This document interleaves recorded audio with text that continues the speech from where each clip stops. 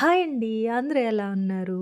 ఇవి చూసారా? Star fruit అనమాట. వీటికి ఆ పేరు ఎందుకొచ్చిందో తెలుసా? ఇవి కట్ చేసి పీసెస్‌లా కట్ చేసినప్పుడు స్టార్ షేప్‌లో ఉంటదనమాట. అందుకని స్టార్ ఫ్రూటు. బావుంది కదా! ఇవి టేస్ట్ అయితే స్వీట్ వెరైటీ అండి. ఇందులో పులుపు కూడా ఉంటాయి. పులుపు చెట్టయితే చాలా పెద్దగా అయిపోతది. చాలా కాయలు కాస్తది. కానీ అవి తినలేము. చాలా పుల్లగా ఉంటాయి నిమ్మకాయలాగా. బట్ ఇవేంటంటే స్వీట్ వెరైటీ అంటే తియ్యగా ఏమి ఉండవు అలా అని. కాకపోతే తీయగా, పుల్ల పుల్లగా అట్లా ఉంటాయన్నమాట.